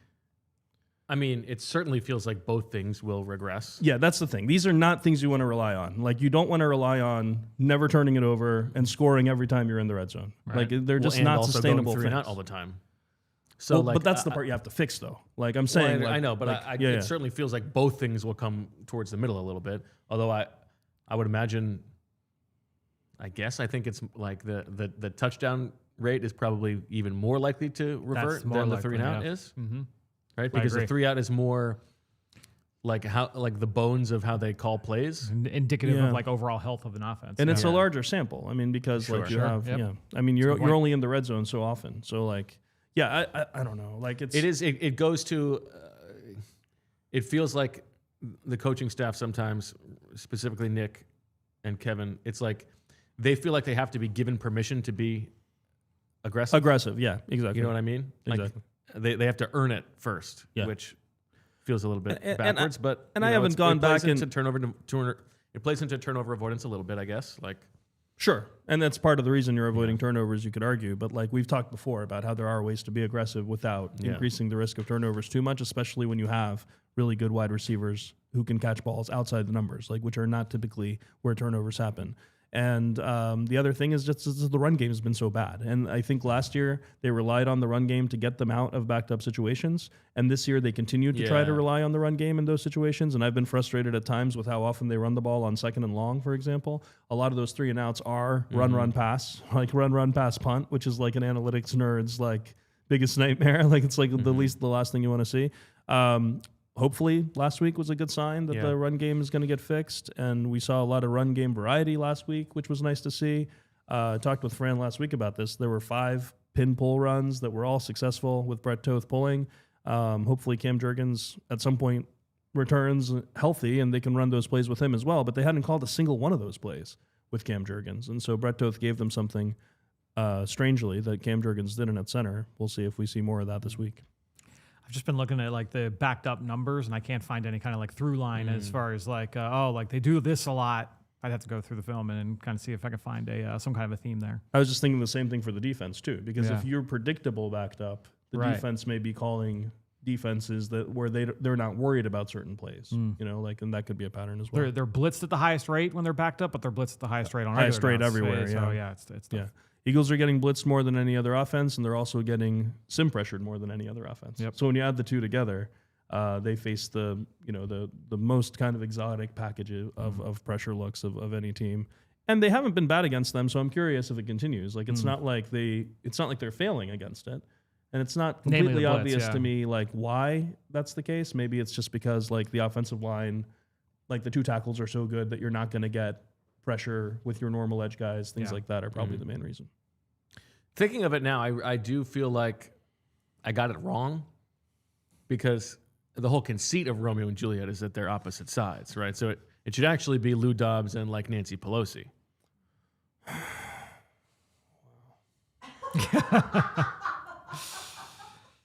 I mean, that's the whole conceit, right? You're right. Yes. Fran is resigned to smiling and nodding. Yep. I don't think he's going to stop if you tell him. No. All right. Anything else to talk about on this matchup before we get to Swooper? I loved something Jalen said yesterday. He said, "You live life forward, but you learn it backwards." And I thought that was awesome because in game theory, we always learn, we teach backwards induction. Like the way you solve a game is you start at the end and you solve it backwards to see what the best strategy is. So I think I might play a clip of Jalen saying that in class now. It has nothing to do with the game. Just, that's it. Sweet. Okay. Couple super chats. Rich Bobby. The Romeo Dobbs guy didn't like my comment. Rich Bobby says, Deniz and Fran, thoughts on dogs? I love dogs. Love all animals. I got a funny animal story. All right. So bedtime every night for Francis. Okay. So it's like routine. All right, read 1 book, sometimes maybe 2. Turn the light off. I've been leaning now where I'll set an alarm for myself for like 20 minutes and I'll just go to sleep. Because if I go to sleep, he's going to go to sleep. Absolutely. So, all right, I'm setting an alarm. So I set the alarm. I'm laying there. Vibrate alarm. Yeah. So we're quiet for like 6-7 minutes. And I'm like, all right, he's got to be asleep. Yeah, right. So he's got to be asleep at this point. Clear as day. He just goes, "Daddy?" I'm like, yeah. He was like, "Can I ask a question?" I'm like, yeah. Can I tell you something about flamingos? I was dying laughing, and he started crying. We laughed for like 15 minutes, and then he eventually was like, "You know how you said they're pink because they eat shrimp?" And I was like, "Yeah." He was like, "You never told me about the algae." I'm like, yeah, the shrimp eat the algae, the flamingos eat the algae. It makes them all turn pink. Love good. Animals though. Thank you, Rich. Yeah. I like dogs too. Yeah. Definitely more of a dog person than a cat person. I'm allergic to cats, which creates a problem when we go to Turkey because there are just so many stray cats in Turkey, especially in Istanbul. If you're a cat lover, Istanbul is the city you want to go vacation in because you sit at a cafe and like 6 cats like sit on your lap, like, uninvited. But does that make, if you're a cat lover, would that make you sad? That there are all these cats. Oh no. without These homes? cats own the city. Okay. They own the city. Like they are fed by everybody. They're all like fat. Like they're all very happy. Like it is not a situation where it's like a bunch of like thin cats running around and people. No, it's the opposite. Like if you treat a cat badly, like you will get like if you like, treat a cat shunned by the community. So maybe you shouldn't. Maybe you shouldn't visit. But like the cats are the priority. You just said you in don't the- like in the cats. neighborhood. when No, as I said, I'm allergic to cats, so it creates a problem for me. And I like dogs more just because they're friendlier. Yeah. if you treat a cat badly in Istanbul, then it now becomes Histanbul.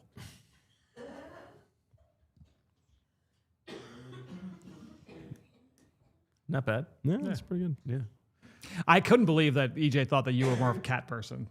I mean, That was come that on. was that was a shocking take. Yeah, Is there have been a EJ few EJ, times where EJ has made guesses that just could not About be you- more about wrong. you. Yeah. Is EJ zooming in for Swooper? He is, yes. Okay, good. No, that's all. Okay. That's all. We have one more super chat before we get to Swooper. Matthew Greenwood says, "Do you guys remember much of Caden Stearns with Denver? But could Michael Carter take on a role like that?" What was Caden Stern's role in Denver? He was a deep safety. I mean, he was a deep safety for Vic. Yeah. No, because I think Carter's proven to be a nickel in the NFL. So I think I he's did got think more Howie flexibility going out of there. his way to mention him as a safety possibility was interesting. I think that when you look at some of the things that they did with him in New York, and I think some of the things also, if I remember right from the profile at Duke, was that he would line up at nickel and then rotate to deep safety. When they would disguise coverages and run different invert looks, so that's something that maybe they try and utilize that. There is a lot of crossover. We talked about this plenty. There's a lot of crossover between nickel and safety, but I don't think that's necessarily the comp I would make schematically is Stearns and Michael Carter. Okay. All right. Why don't we bring in on the Xfinity mobile call-in line, Big E, EJ Smith, the leper. How we doing, EJ? Oh, look at that. Yeah, the leper. I'm doing well. I'm hoping that this is like my Jordan flu game for Swooper. I don't know if the analogy really works, but we're gonna try to keep the momentum rolling here. All Yeah, right. big win for you last week. Big win for you Yeah, last exactly. week. Let's Yep. review it quickly here. EJ had 6 items. If DeVonta Smith surpasses at least one of 10 catches, 125 yards, and 14 targets, did not hit. Saquon Barkley finishes with more rushing yards than Cam Scattaboo. You bet your bottom. Jalen Hurts has at least 3 non-scramble rushes for first downs. Did not happen. This is the big one. The Eagles remain 100% on the season in touchdown rate and goal-to-go situations. Winner keeps the item for future weeks until it fails to hit. It hit, and that means you have that in your coffer this week as an extra item. You also hit on at least 2 Eagles record their first touchdown or sack, and then the Eagles win by more points than the lowest bid. You did not hit. You had 3. I was 2 for 2. Eagles outgained the Giants, and the ball touches the logo at some point. Fran was 2 for 4. A tight end scores a touchdown. The Eagles' longest play from scrimmage comes from under center. You did not get an Eagles defender has 2 or more sacks, or the Eagles gain 55 yards on under center play action plays. Close And on that, so too. on the season, EJ. You weren't that close on that one. Yeah, the Lane Johnson penalty. Yeah. EJ, 3.5 wins on the season. I am in second with 2.5. Fran has 2. And not a ton of leftover turkey action this week. EJ will start with 24. I will start with 25. Fran will start with 29. And EJ, you get to go first. Sign of hope for you guys this week is that the Packers defense is 3rd in the NFL at goal-to-go defense. So this might be your guys' best chance of getting that one off of EJ's. And we didn't get into. I did notice that We because didn't get into the too much the Packers defense being very good at stopping explosives versus best, Eagles number 1 in the offense, yes. league at percentage of plays that they've allowed that are 20-plus plays. Only 3% of plays that they've faced have gone for 20 yards. And they're also number 1 in the league at EPA lost from 20-plus yard plays. So I did notice how the Green Bay defense was good in the red zone because we do have access to Deniz's numbers, Fran. I just, I don't want to pile on here. I just feel like I got to point that out. Get over yourself. Go have some cranberries and stuffing. You don't have to worry about that. You guys it's, are right. It uh, was a little bit it's like sweet nobody... potatoes and marshmallows that he likes. All right. I mean, who doesn't like that? Yeah. You get to go first. All right. So my first entry, Jalen Hurts finishes the game with a net 0 turnover differential. So a forced fumble from Jalen Hurts. I mean, I suppose he could have an interception. All right. So He if has he to have throws net a 0. pick and then forces a fumble that the Eagles recover, it's net Yes. 0. Okay. Yes. I'm going to start the bidding. I'll start the bidding at 2. Wait, if a teammate recovers it, does it count? Or does he have to? No, if he were to force the fumble that a teammate recovers, that would count. Okay. Yeah. How many times in NFL history has a quarterback ever forced a fumble? Yeah, I don't know. I'll say 3. 4. 5. 6. 7. 8.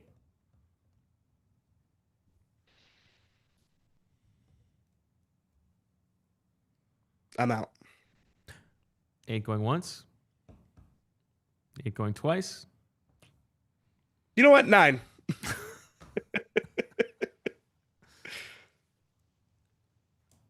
For that, 10.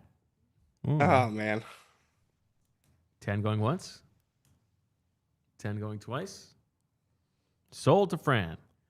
We already talked about how the Eagles are best at avoiding turnovers. The Packers are 31st at forcing them. And Hurts has just 2 giveaways on the season, tied for first in the NFL. All right. I am up next. And I don't know. I figure there may be a few other tush-push ones here, given the story with the Eagles and the Packers. But I'm going to go one here. And this is either the Packers or the Eagles run a tush-push on their opening drive. So at any point during their opening drive, we get a tush-push early on in this game, and I will start the bidding at 3.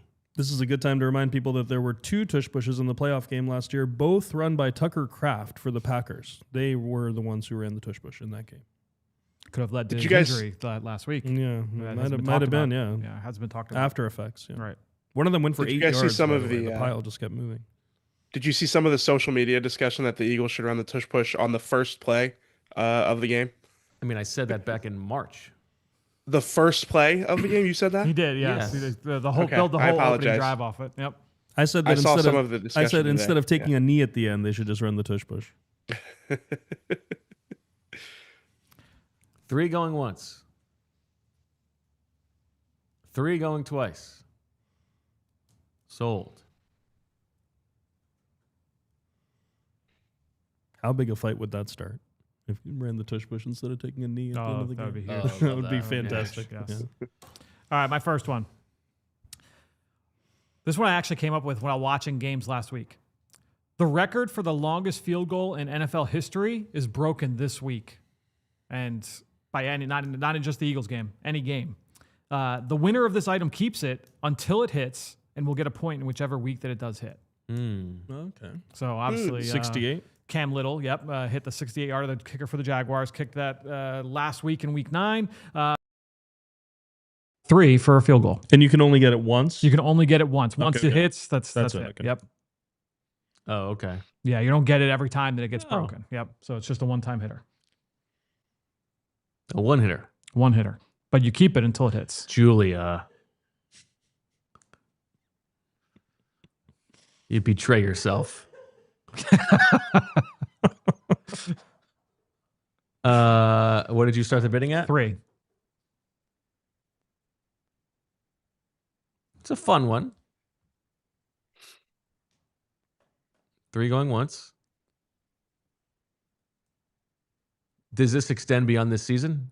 Or does it end I did not think that it would go beyond the season. Sure, let's go. We'll carry it to next year. Really? Yeah, why Okay. not? 4.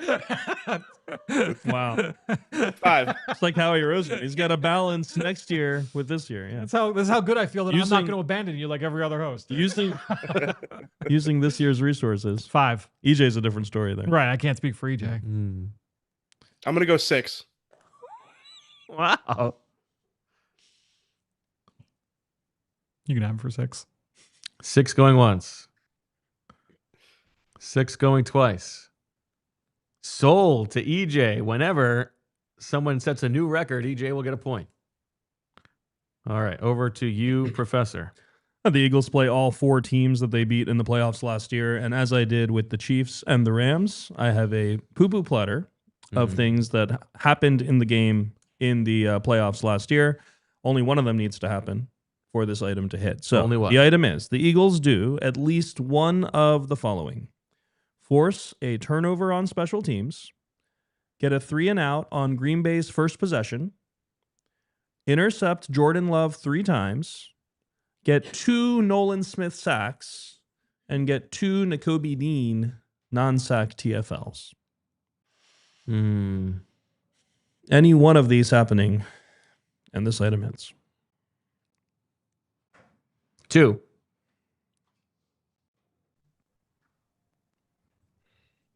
Three.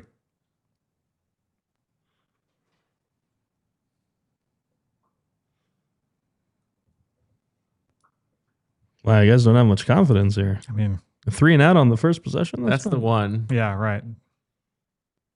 3 going once. 4.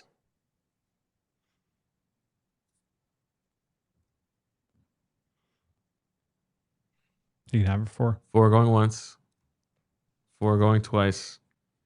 Sold to EJ. Right. Wow, there's a lot on the line on that opening possession. yeah. Yeah, Jordan Love will never throw interceptions again, so.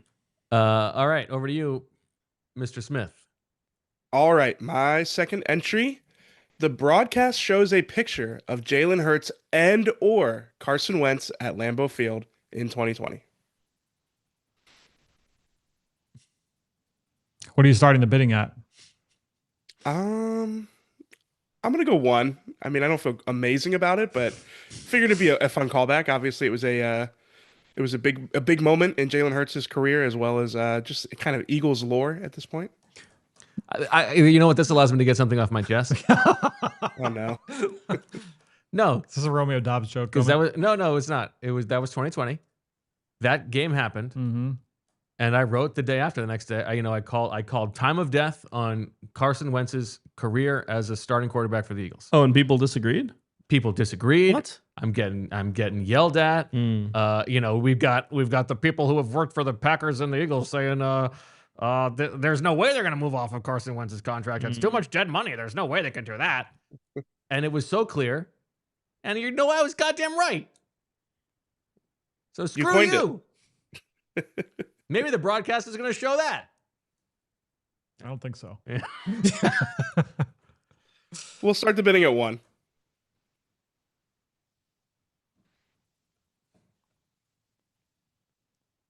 You can have it. Oh, I don't think they're going to show that. Yeah. Well, it's they could show Jalen. I should. That was an interesting insight into Jalen's, just the way he's wired, that when he was asked about that game yesterday, he said, we should have won that game, but we got that holding call. And I went back.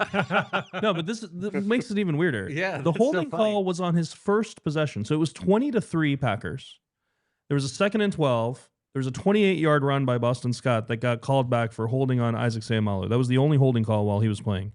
That drive resulted in a punt.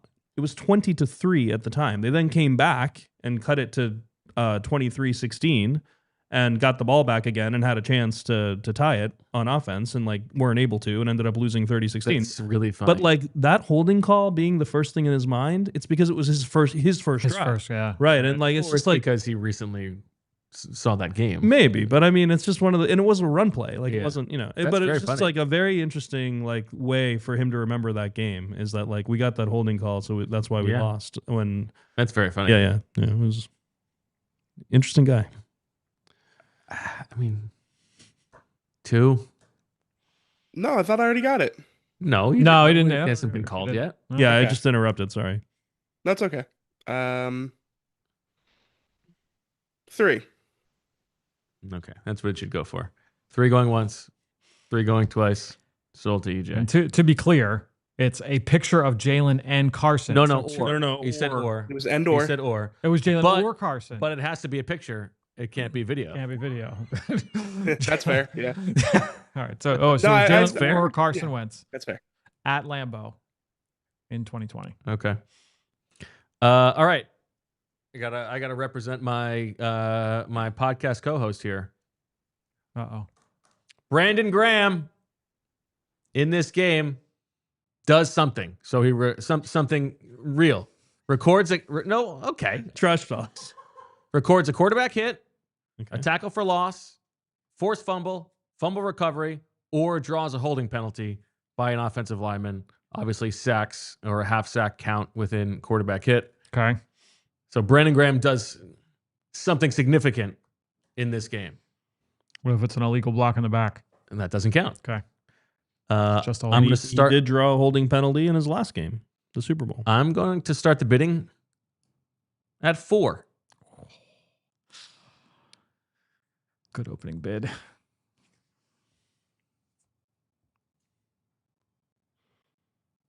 Give me 5. I want to root for that.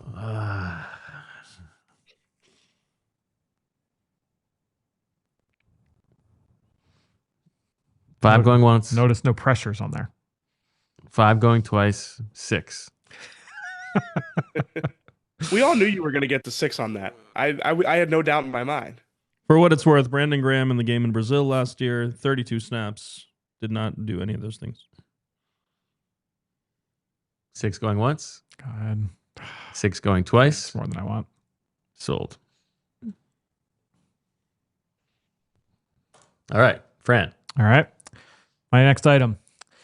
The Eagles outscore the Packers in the second half. The Packers average 15.9 points per game in the second half. That's the highest in the NFL. Just 9.5 in the first half, 26th in the NFL. They've been a second half team throughout the majority of this season. We will start the bidding at 3. This is Eagles outscore. Eagles outscore the Packers. The Philadelphia Eagles, not the band. 4. 5. Give me 6. 7.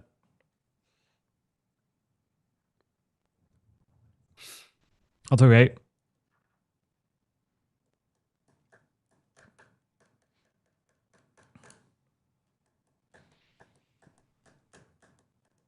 Eight going once. 9. 10. 10 going once. 10 going twice. Sold. That's a good one. Eagles shut out the Packers in the first half in the playoff game last year. All right, over to you, Professor. Just so everybody knows, EJ has 11 left. I have 16 left. Fran has 9 left. Okay. Now, this is going to be a reverse Dutch auction. So I'm going to count up, and you guys are going to have to yell Swooper out to Okay. get out of this. Whoever yells Swooper out last gets the item for the number of turkeys that I just said. And the item is Jalen Hurts and A.J. Brown celebrate a touchdown together on the field. Now, it can just be a high five or a handshake. It doesn't have to be like a whole kid and play dance. On the field? But it has to be on the field before they've reached the bench area. Okay. Okay, so kind of an intentional type of thing. Yeah. And it doesn't have to be, it can be anyone's touchdown. It can be any touchdown. It can be a Packers touchdown. Yeah, they can throw a pick six and Okay. celebrate it on. Well, wait a minute. That would So probably be controversial, but but this is dead serious. yeah, it doesn't have to be an AJ Brown. But if they score a touchdown and it's just like, Even if they just slap hands, so even if they just, There it's has to like, be hey, physical like- contact? Yeah, right. So it like, has it's to just either like, be hey, like- physical contact or an obvious. If they do like a choreographed dance together and they don't touch each other, that still counts. Okay. Like What so, if they it- did what the if kid it's and a- play dance after the touchdown against the Steelers last year. Like that would count whether they touch each other. or Right. not. But it must be celebratory. It has to be celebratory. Okay. Yeah, That's it what I can't was be going like for. AJ. Hey, It can't be sorry, like get it AJ next punching time. Get it Jalen in next the time. face. Yeah, Yeah, that's not celebration. Yeah. So let me ask you this. What if it's a tush push touchdown, Okay. or let's say it's a Saquon Barkley 3-yard touchdown run, Right. and they're like going off the field, and Jalen just gives AJ a pat on the ass. No, but both AJ's, have to AJ's be. not looking. Yeah, they both have to be like intentionally celebrating with Okay. the other one. Okay. Yeah. That's a good question. Okay, you guys ready? Yes. Yeah.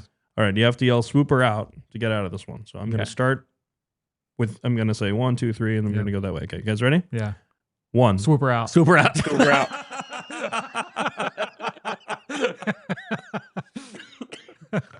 So EJ gets it for 2. Listen, I think Wait, the bye no, week, I said you it know, at the same time as you. I'm just on a delay. That's not fair. Yeah, when I heard EJ wasn't going to be here Yeah. today, I was like, oh no, he's going to have a disadvantage on this one. But no, I think that's good value for 1, EJ. He gets it for 1 or 2. He gets it for 1. I never said 2. Okay. Yeah. All right. All right.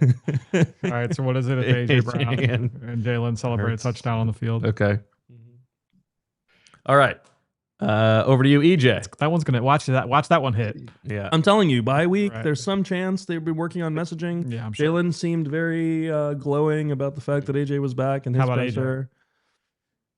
I liked AJ talking about how Jair Alexander was his son. That was funny. You're welcome, everybody. It was a good question, Bo. Yeah.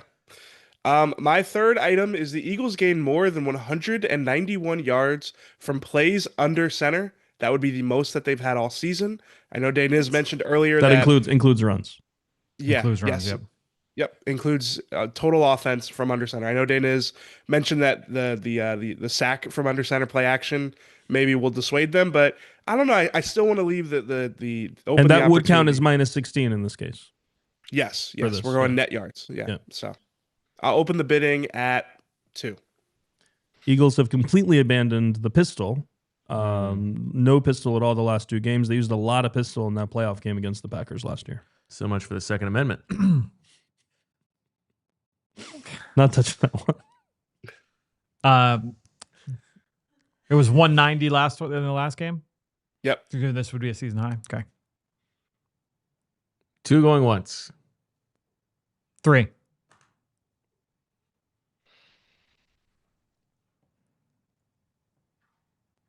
3 going once. 3 going twice. Sold to Fran. All right. I've got a poo-poo platter of my own. Oh. Item number 10. At least one, but not all of the following things occurs. Jaelan Phillips has at least a half a sack from the inside, Wait, what's the inside mean? not on the edge. Well, If true he's media- on the true edge and media- looping inside, that doesn't count. okay, True so he's got media- Free snap initial alignment. alignment. Okay. Free snap alignment. True Media has it as not an edge snap for him. How's that? Because you can make arguments about what counts. Right.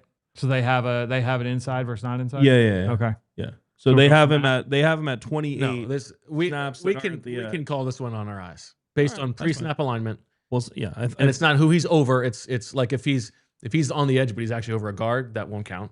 You know what I mean? Like if they're tight. yeah, So this- at least this a is half why sack. I think So there if should he be has like a two- third if he has party two, if deciding. he has 2 sacks, that's okay. That hits. If they're from the It's inside, at least yeah, a half sack. Yeah, at Okay, least. got it, Yeah. got it. A kickoff goes out of bounds. There is a red zone turnover by either team. Darius Cooper records a catch.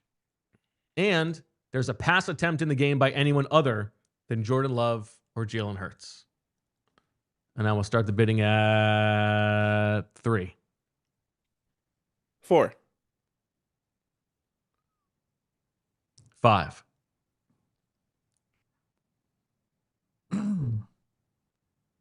I'm really worried with this interpretation that you will be able to have with Jaelan Phillips rushing from the inside. That's I don't why it like should that we're just be what leaving it. True Media says. Yeah, I don't like it that we're leaving it oh, we'll know it when we I see alone it. am the arbiter. Yeah, see, I don't trust that. 5 going once. Neither team has had anyone else throw a pass this year. 5 going twice. Sold. All right. Sold the boat for 5. Yes. Okay. So 10, 11, 6. Correct. For the turkey counts. Got my last one. Yes. Brenna's going to kill us. We got Yeah, I know. Jalen Hurts accounts for more total touchdowns and for fewer turnovers than Jordan Love. Both must hit. More total touchdowns and fewer turnovers than Jordan Love. Okay. We'll start the bidding at 6. Both must hit. Both must hit. No ties. No ties. You started it at What what? did we start at the 6. bidding at? 6. Wow. 7. 6.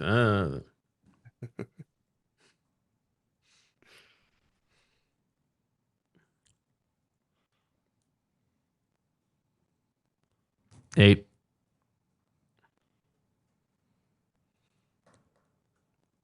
8 going once. 9. Do I close you out? Do I want this?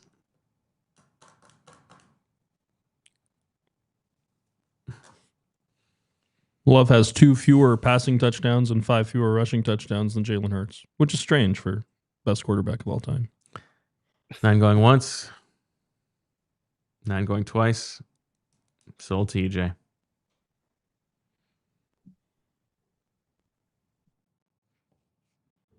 Okay.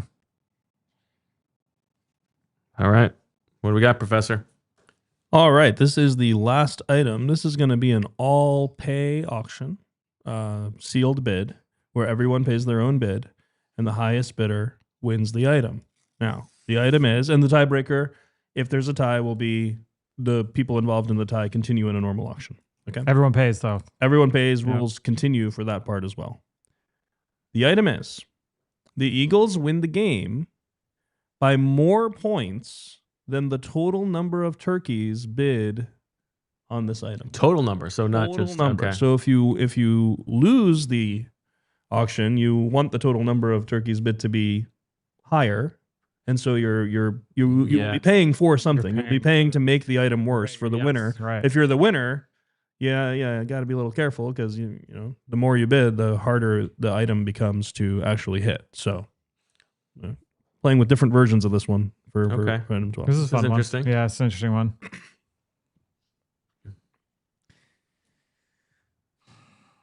You understand, EJ?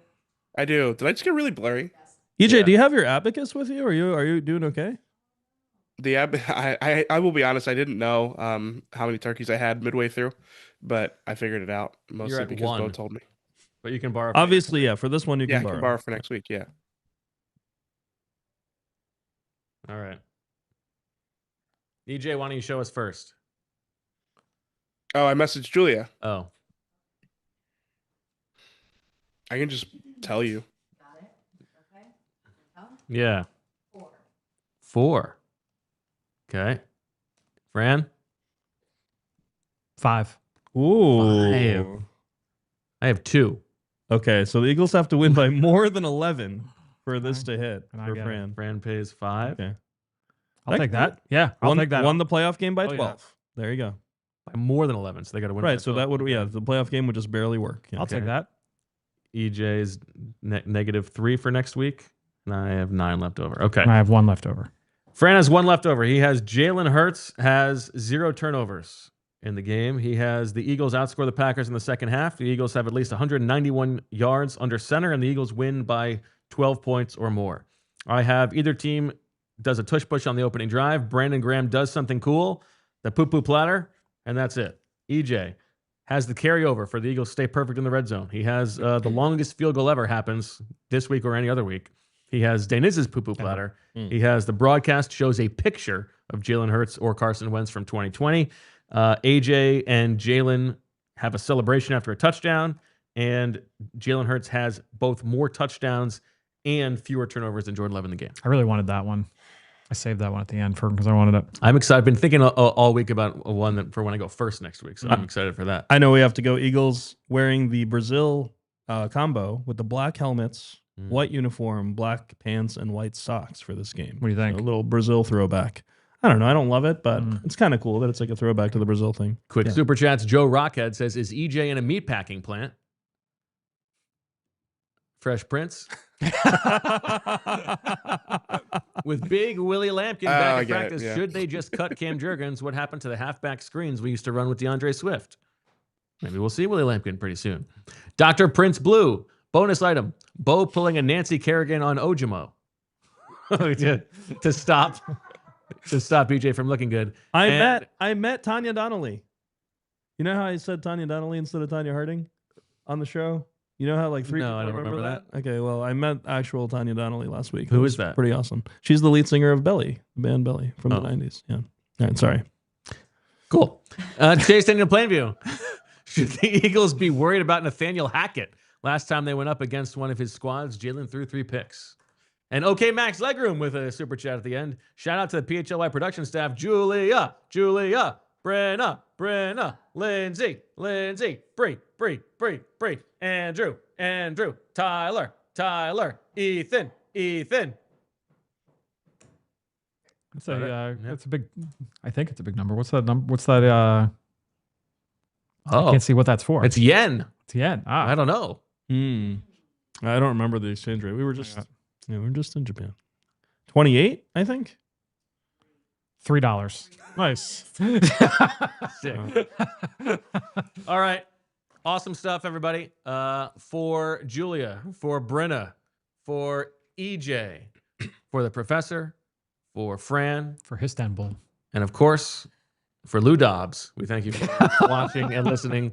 We will talk to you. We got you covered on Monday. Pre-game show, halftime show, post-game show. If EJ's alive, he might even join us. We'll talk to you then. And as always, we love you. We all silly like the mayor.